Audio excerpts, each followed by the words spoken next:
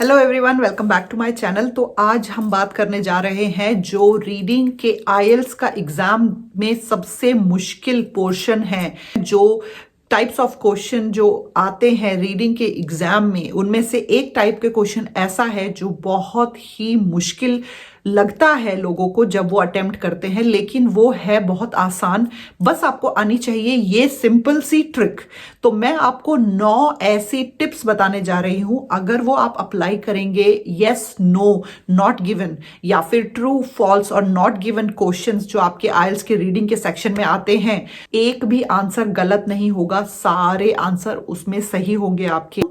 एक एक करके टाइप्स ऑफ क्वेश्चंस को समझने की कोशिश कर रहे हैं कि वो किस तरह के क्वेश्चन आते हैं और उनको अटेम्प्ट कैसे करना है, टाइम कम लगे और इजीली ऐसी ट्रिक्स हमें पता हो, स्ट्रैटेजी हमें पता हो कि जिससे क्विकली हम आंसर सही लोकेट करके उसको करेक्टली आंसर कर सकें एग्जाम टाइम में, जब हम सबसे ज्यादा नर्वस होते हैं। अगर हमारे पास सही ट्रिक्स हैं, सही टिप्स हैं और सही प्रैक्टिस हमने की है, तो बहुत इजीली टाइम लिमिट के अंदर ही हम इजीली सारे क्वेश्चंस का आंसर सही तरीके से दे सकते हैं। अगर आपने इस तरीके से प्रैक्टिस करी जैसे मैं आपको बताने जा रही हूं, वीडियो को एंड तक देखिएगा, नोट्स बनाइएगा और फिर एनालाइज करके समझ के उसी तरीके से प्रैक्टिस करिएगा। 9 ऐसे पॉइंट्स बताने जा रही हूं, 9 ऐसी टिप्स हैं। अगर आपने फॉलो की तो गारंटी सारे क्वेश्चंस के आंसर सही होंगे। जो सेक्शन हम अभी पढ़ रहे हैं इस वीडियो में, जो कि है yes no not given, true false not given, इस टाइप के क्वेश्चंस के बारे में हम इस वीडियो में पढ़ेंगे। और भी बहुत सारे टाइप्स के क्वेश्चंस आते हैं आईएलटीएस रीडिंग में, तो सबकी वीडियो मैं बनाऊंगी एक एक करके। एक एक टाइप के क्वेश्चन हम पढ़ेंगे ताकि पहले एक टाइप को समझें, उनकी प्रैक्टिस करें, फिर दूसरे टाइप को समझें, उसकी प्रैक्टिस करें। इसी तरह से आप कंफ्यूज नहीं होंगे और इजीली हर टाइप के क्वेश्चन में आप मास्टर कर पाओगे, अच्छे से प्रैक्टिस कर पाओगे, अच्छे से उसके पीछे की जो ट्रिक्स हैं उसको समझ पाओगे। तो वीडियो को शेयर करिएगा अगर आपको पसंद आती है तो, ताकि और लोगों की भी हेल्प हो सके। लाइक करिएगा अगर आपको लगता है कि ये आपके लिए यूजफुल वीडियो थी, इससे कि मेरा मोटिवेशन बढ़ेगा और मैं ऐसी वीडियो और बना पाऊंगी। तो चलिए स्टार्ट करते हैं विदाउट एनी डिले।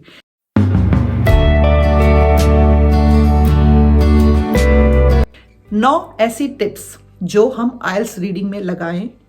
सिर्फ यस नो नॉट गिवन और ट्रू फॉल्स नॉट गिवन की बात हो रही है यहाँ पे, और बाकी के क्वेश्चन में ये टिप्स नहीं लगानी है। सबसे पहला पॉइंट यहाँ पे है, tip number 1, read and analyse your question. बहुत बार हम क्या करते हैं, हड़बड़ में क्वेश्चन पढ़ के फिर उसका आंसर ढूंढने के लिए पैसेज की तरफ भागते हैं, देखने के लिए, उसको पढ़ने के लिए, उसको समझने के लिए, लेकिन हड़बड़ में हम कर देते हैं गड़बड़। जल्दीबाजी नहीं करनी है। ये एक ऐसा सेक्शन है आपका आईएलटीएस के टेस्ट का, जहां पे आपको क्वेश्चन को पढ़ना है और समझना है कि क्या क्वेश्चन में हमसे पूछा जा रहा है, क्योंकि हमें बताना है कि वो सही है या गलत है इंफॉर्मेशन। तो हमें इंफॉर्मेशन समझ में तो आनी चाहिए कम से कम। अगर हमें इंफॉर्मेशन ही समझ में नहीं आएगी तो फिर हम उसको सही या गलत कैसे फाइंड आउट करेंगे, राइट? क्वेश्चन को पढ़ें, समझें, उसके बाद एनालाइज करने के बाद आप फिर जाइए पैसेज में और फिर ढूंढने की कोशिश करिए आंसर। इस तरीके से आपको जो आंसर मिलेगा वो इजीली आप फाइंड आउट कर पाओगे कि ये सही है या गलत है, ट्रू है या फॉल्स है, ये इसका आंसर यस होगा या नो होगा। तो जल्दीबाजी नहीं करनी है, क्वेश्चन को पढ़ना है। So first, read and analyse your question. Second tip है कि आपको कीवर्ड्स फाइंड करने की कोशिश नहीं करनी है। बहुत बार क्या होता है, हम कीवर्ड्स फाइंड करने की कोशिश करते हैं। इन क्वेश्चंस में आपको कीवर्ड फाइंड नहीं करना है, बाकी के क्वेश्चन में आपके कीवर्ड्स हेल्प करते हैं, लेकिन जो ट्रू फॉल्स नॉट गिवन वाले, जो यस नो वाले क्वेश्चन हैं, इनमें आपको कीवर्ड्स नहीं फाइंड आउट करने हैं। इनमें आपको मतलब समझना है, जो कि हमने पहले पॉइंट में समझा। एनालाइज करना है आपके क्वेश्चन को। कीवर्ड्स देख के अगर आप कीवर्ड्स ढूंढोगे तो वो कीवर्ड्स पूरे पैसेज में बहुत सारी जगह हो सकते हैं, तो हो सकता है कि आप गलत आंसर फॉलो कर रहे हो। तो इसलिए बहुत ध्यान से समझिए कि कीवर्ड्स इन टाइप्स के क्वेश्चन में नहीं फाइंड आउट करना है, क्वेश्चन को एनालाइज करना है और समझना है। तीसरा इंपॉर्टेंट पॉइंट है कि आपको ध्यान रखना है पैराफ्रेजिंग का। बहुत बार ऐसा होता है कि जो यूज किया हुआ है वर्ड, जो वोकैबुलरी है वहां पे क्वेश्चन में यूज करी हुई है, उसी का जो दूसरा मतलब है, जैसे for example bilingual, bilingual use किया है क्वेश्चन में और पैसेज में लिखा हुआ है ही नोज 2 लैंग्वेजेस। तो इसका मतलब सेम है, बायलिंगुअल और someone who knows 2 languages that person is called bilingual. तो इसका मतलब यहाँ पे सेम बात हो रही है।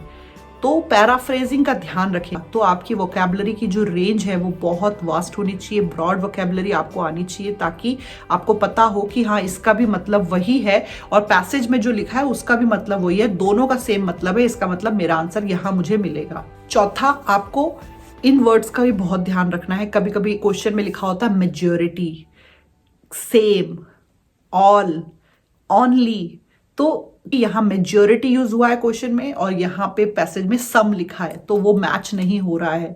और जहां इंफॉर्मेशन मैच नहीं हो रही है, कॉन्ट्रोडिक्टरी है, अपोजिट है, तो वो फॉल्स है या फिर नो है। तो ये बात का भी बहुत ध्यान रखें। ऐसे वर्ड्स को आप ध्यान में रखते हुए क्वेश्चन को पढ़ें और फिर पैसेज को पढ़ें। पांचवा इंपॉर्टेंट पॉइंट है कि जो आपके आंसर्स हैं वो ऑर्डर में आएंगे। ट्रू फॉल्स नॉट गिवन जो क्वेश्चंस होते हैं वो हमेशा ऑर्डर में आते हैं 95%। तो अगर आपका पहला क्वेश्चन का आंसर यहां मिला है पहले पैराग्राफ पे, तो ऑफ कोर्स कि दूसरे क्वेश्चन का आंसर दूसरे पैराग्राफ में होगा या फर्स्ट के नीचे होगा और फिर तीसरे का उसके नीचे और फिर चौथे का उसके नीचे, इस तरह से फ्लो होंगे आंसर्स। तो हमारा 6th पॉइंट है वही, जैसा कि हमने पढ़ा कि क्वेश्चंस ऑर्डर में आते हैं, तो जब हम फर्स्ट क्वेश्चन का आंसर ढूंढ रहे हैं उस टाइम पे हमारे माइंड में रहना चाहिए जो सेकंड क्वेश्चन है वो ये वाला है तो उसका आंसर ये होगा। तो एक तरह से आप मैच भी कर रहे हो, अपना आंसर कंफर्म भी कर रहे हो कि हाँ ये सही है, क्योंकि सेकंड का अगर यहां मिला है सेकंड पैराग्राफ में तो फर्स्ट का उसके ऊपर ही मिलना चाहिए। तो हम कंफर्म भी कर रहे हैं कि हाँ हमारा फर्स्ट का आंसर सही है और उसी के साथ साथ हमें सेकंड क्वेश्चन का आंसर भी मिल रहा है, तो हम फ्लो में जा रहे हैं। तो keep an I on your next question, keep your next question in your mind when you're trying to locate the answer of the previous question.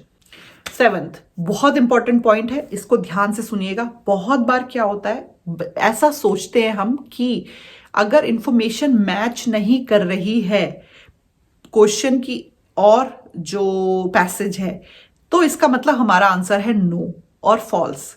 लेकिन फॉल्स या नो का मतलब ये नहीं होता है।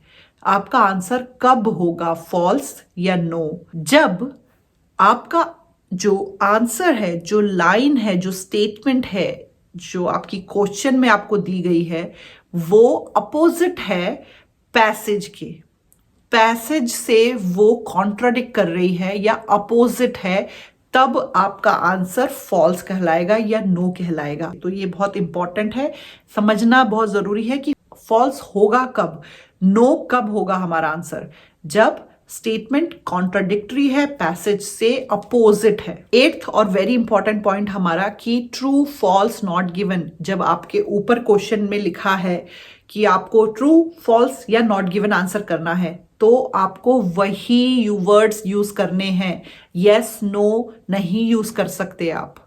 जब आपके क्वेश्चन में लिखा है यस या नो में आपको आंसर देना है तो यस और नो ही आपको आंसर देना है, ट्रू फॉल्स नहीं यूज कर सकते आप। कभी कभी कंफ्यूज हो जाते हैं हम एग्जाम में या जल्दीबाजी में, हड़बड़ में, टाइम जो है जा रहा होता है, तो हम ट्रू फॉल्स वाले क्वेश्चन में यस नो आंसर कर देते हैं और यस नो में ट्रू फॉल्स, तो वो गलत है, सारे आंसर आपके उसमें गलत हो जाएंगे। जो पूछा है वही आंसर दे।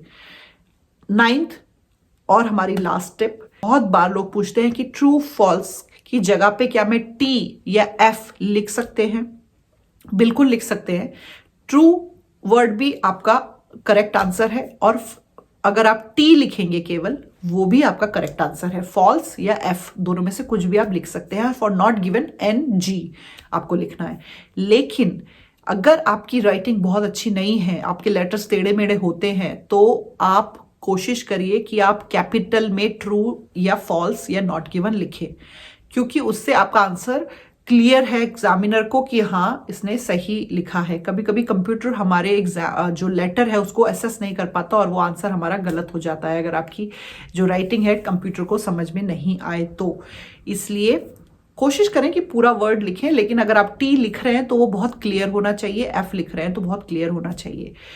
तो ये थे 9 ऐसी टिप्स जो अगर आप अपने प्रैक्टिस में अप्लाई करेंगे, सबसे पहले सीधा एग्जाम पे जाके धावा नहीं बोलना है, सबसे पहले प्रैक्टिस करनी है, इन टिप्स को फॉलो करना है, इसके यूज टू हो जाना है, उससे हमारी नर्वसनेस बहुत इजीली दूर हो जाएगी। एग्जाम टाइम में हम और ज्यादा कॉन्फिडेंट हो जाएंगे और फिर जब आप एग्जाम में जाएं तब आप इजीली इन टिप्स को फॉलो भी कर पाएंगे और इन टिप्स से सक्सेसफुल होके अपने सारे आंसर्स करेक्ट भी कर पाएंगे।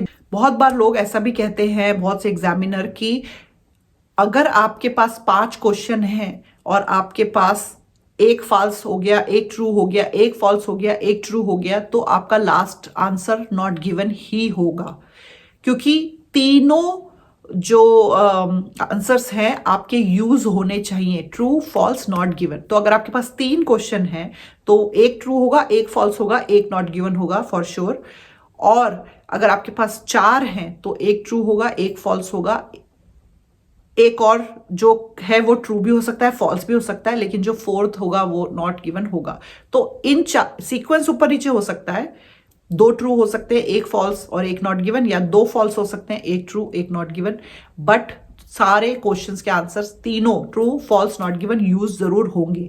ऐसा कहते हैं कुछ एग्जामिनर, मैं इस बात को कॉन्फिडेंटली नहीं कह सकती हूं, तो मैं ये कहूंगी कि सिर्फ इसके आधार पे अपने आंसर्स मत लिखिए कि हाँ एक ट्रू हो गया तो दूसरा फॉल्स होगा और तीसरा नॉट गिवन होगा, नहीं, ऐसा मत करिए। क्वेश्चन को पढ़िए, आंसर को समझिए और उसके बाद पैसेज से जो टिप्स बताई हैं उसके अकॉर्डिंग मैच करिए और बहुत इजीली आप आंसर को फाइंड कर पाएंगे, लोकेट कर पाएंगे और सही आंसर लिख के आइए। तो आई होप कि ये वीडियो आपको काम आए और आपके आइल्स में जो भी आप डिजायर कर रहे हैं स्कोर वो आप अचीव कर पाए। So good luck and keep watching.